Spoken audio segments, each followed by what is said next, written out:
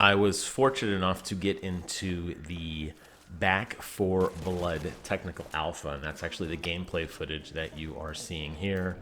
I recorded it on my home computer using OBS. Note that my recording here is captured at 30 frames a second, but I was actually playing it in ultra wide, which is 3440 by 1440, and it was getting 120 FPS on the G-Sync monitor I have. So game looks and runs phenomenally. The question is it any fun to play? So what exactly is Back for Blood? Well, obviously it is a play on Left 4 Dead, even the stylization of the number 4 replacing the letters F-O-R. And this was announced recently, actually at the Video Game Awards not too long ago.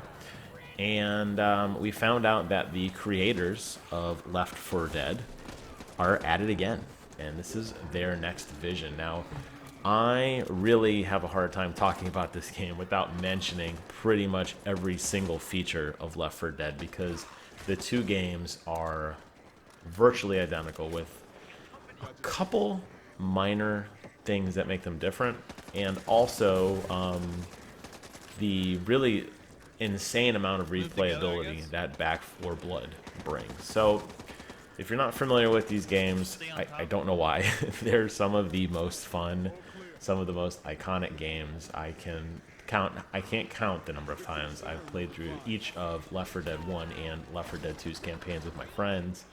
It is the ultimate LAN party game. It is the ultimate online co-op shooter game. It's fun, it's mindless, it's great.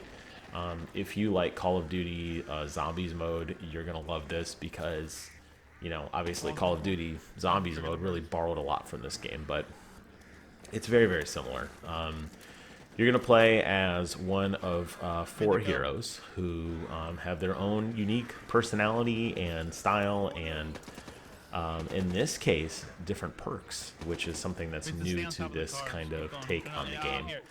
And you're basically going to fight waves and waves and waves of zombies as you work your way through various maps. They all have a theme. Each map has a theme. You're trying to get somewhere, escape somewhere, activate, call for help, something like that. There's usually multiple areas that you can kind of not necessarily branch off through, but it's kind of up to you on how you want to beat it. This game puts a little spin on it with this money system, where the money system actually, you're going to get money for exploring and checking things out, which I think is a really smart move. In the other Left 4 Dead games, typically, if you could run and gun, you did. There wasn't necessarily any reason other than, if you're trying to get some achievement, I guess, or something. There wasn't really any reason to stay and fight. If you could run through and kind of just blow past a group of enemies, you did. They kind of knew that, though, because they put in a lot of things that were timed events. You had to lower a drawbridge or turn a crank or start a car or something like that. So they put in a lot of these artificial moments, I guess, in the game to kind of like force you to take your time. This game also has that, but definitely not in as great numbers.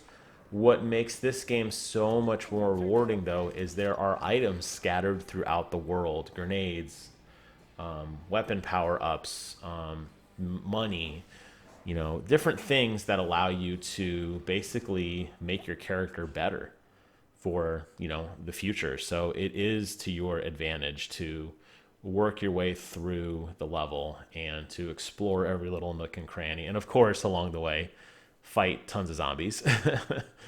And that's basically the formula of this game. Now, it runs really, really, really well, and it's amazing because this game does have a significant amount of variety, and that's what you're looking at here. This card system. So basically, when you start up a game, you're going to get to draw from cards, and that is going to determine kind of what your play style is going to be.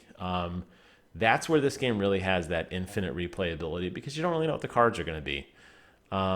Sometimes they're cards that are like your character will do more melee damage at the cost of health, or you start with extra ammunition for your pistol, or you get an extra grenade on, whatever.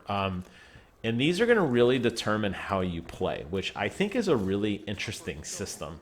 So the cards are going to kind of determine your playthrough. It'll also kind of impact what kind of enemies you have too, and who is in the world with you. And I like that. Then you take all that money that you get. Some of those cards you saw were, think of more like a challenge card. Like it would do something that would make the game harder for you at the trade-off, of course, of getting more money. Then you use the money to upgrade your current weapon, buy ammunition, buy upgrades, buy different weapons altogether, first aid kits, defibrillators, that sort of thing, that allow you to progress. And you're basically going to go through this game with 3 of your hopefully good friends, or in my case, 3 random people, and hopefully work your way through. That's probably the worst thing, honestly, about a game like this, is if you're not playing with friends, or at least one other friend, and trying to do some kind of like closed game challenge. At least that way, you know, you're guaranteed a pretty good experience. You just don't know sometimes. There are a lot of trolls in Left 4 Dead who will intentionally die and not be helpful and be dumb, and I don't know why. They run through everything and they aggro every possible enemy, and then they die. It's just dumb. So your mileage is going to vary a little bit on the randomness of the game. Keep that in mind. However, when you can find a group of friends, it's a blast. And I played through this, and I had a ton of fun. I really, really like this game, and I will definitely be personally picking it up day one. I've always liked this genre of game. I think it's a lot of fun, and there's some really cool twists to it. That card system I mentioned is one. The other one is the inclusion of various types of different bosses and zombies. So if you remember in the old Left 4 Dead games, you would usually have the tank, and the tank was kind of like the bullet sponge. Now there are other enemies, and they actually chase you through the map, which is really, really cool. There's really no way right now, I think, even with all of our collective firepower, and again, playing in a public match, it's hard to coordinate this. I don't know if we would have enough firepower to completely destroy this guy. Maybe we could, I don't know. But because the map is still progressing, this guy is chasing you, he's throwing things at you, he's knocking down doors. You can see other zombies now pouring in to continue the fight. It gets very hectic very, very rapidly. And I feel like an engagement like this is something that's going to really, if they play on this well, and this is only one level, you know, we didn't get to play through, you know, this is technical alpha, just a small snippet of it. I like the idea of this, and I hope they continue to progress it. And I hope that this becomes like a persistent threat, something like the Tyrant almost on a Resident Evil game, where you're basically just being chased and, you know, you're not gonna win kind of thing. I would like that. I think that would actually be a ton of fun to play through. And it did make it fun when that ogre popped out and we're all running and shooting at the ogre, and then other enemies are pouring out behind us, and we kind of have to make a snap decision to, you know, just kind of forget him and run away. But you can still hear him marching around and growling, and you still have these lesser zombies to deal with. And then you have your, you know, your traditional, like, smoker, and, you know, they have different names now, but it's the same thing. A zombie that'll spit some poison on you that causes a horde. A zombie that has a really long reach, a zombie that can incapacitate you. You know, that's pretty standard for this Left 4 Dead type genre game.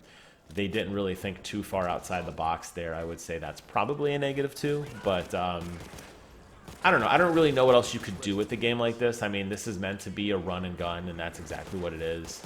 The graphics are phenomenal. They're so beautiful. The lighting effects, the fire, the different particle effects, the way the zombies, you know, explode, and ragdoll physics, and, you know, how you know, when they detonate and they die, and just they're really just decomposing. It's great. Really like that about it. One of the other cool things they've done is there are different events. I'm sorry, not events. There are different environments in the world that you have to navigate through that are, I wouldn't say puzzles, because they're not really, it's not a puzzle where you have to like figure something out, although that would be interesting too. But there's like flocks of birds that if like you run by the flock of bird, a horde will come. So you have to be mindful not to shoot around them. So you'd have to use melee weapons only and crouch and walk very slowly. There are environmental, kind of like hazards like that do require some different gameplay. And from what I have seen, they're not always in the exact same spot. I mean, you might have an indication of like, oh, I think a bird might be coming up soon. Now, the game is a little too friendly sometimes, and maybe this is an option that can be disabled. Sometimes it's like, hey, you know, there's birds. You don't even see them yet, and the game's notifying you, don't startle the birds. There's like a giant arrow right here. Don't come right here. Which is a little not as fun to deal with, because you really want to have that, you know, what I think makes this game so exciting is that random element of like, oh my gosh, what's happening next? One of the other things that is interesting about this game that I like a little bit more than the Left 4 Dead style is I think it requires a little more coordination.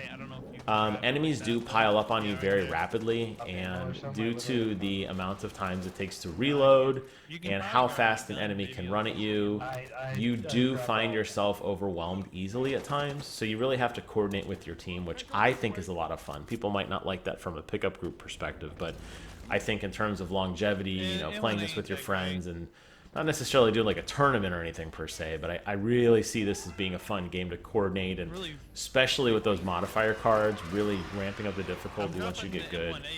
It kind of, in a sense, reminds me of like GTFO Lite in a sense, where you really have to almost be mindful of the moves you're making. Because if one of your teammates gets a little too aggressive, they're most likely going to run out of ammo and die instantly. And that's the other thing. Ammo drops and that kind of thing it's not necessarily shared. You have to kind of be mindful of what you're picking up, and you know who's getting what gun and who's kind of doing what role. And I like it for that. So I have to say I feel like they did a good job with this, just from what I've seen from the technical alpha. And I am appreciative that this game, you know, even exists, because honestly, the only way to get your fix right now really is Treyarch's zombie mode in Black Ops Cold War, which is fun, but it really lacks the environment and some of the, you know, boss monsters that Left 4 Dead had. And I have beaten, like I said, I've beaten both Left 4 Deads hundreds of times at this point. Like, I could basically tell you where every enemy shows up, and it's still fun, just to give you an idea of what kind of like genre you're dealing with here. I still have it installed. We still play Left 4 Dead 2. We still do the mode where, you know, some of your friends are enemies, you know, the monsters that can spawn and try to kill you, and it's a lot of fun to play. But yeah, you know, I'm glad that we're getting a new one. We're getting a nice fresh coat of paint, beautiful graphics, pretty engine, fun sound design, great weapons that I've seen so far. I'm sure there's going to be more. Lots of customization and that sort of thing. So if you're jonesing for it, man, I say sign up for the technical alpha. It's going on this weekend. Keep your eye on this game. I think it's definitely one to watch. And I know people are just going to say, oh my god, it's more Left 4 Dead. And honestly, I don't think that's a bad thing. It's just got a little bit more kind of polish on top of it. So hope you guys enjoyed this first look, this technical alpha. When the game comes out, if it is radically different than this, I will gladly come back and do another video review for you guys. If you don't hear from me, it's safe to assume it's more of this, and I am, you know, so giddy playing it that I didn't have time to do another review. But yeah, so leave some comments below. Let me know your thoughts. If you're interested in a game like this, did you get a chance to play the technical alpha, and what were your thoughts? So sound off below. Look forward to hearing from you guys. That'll wrap up this video. So take care of yourselves, and until next time, I will see you guys on the other side.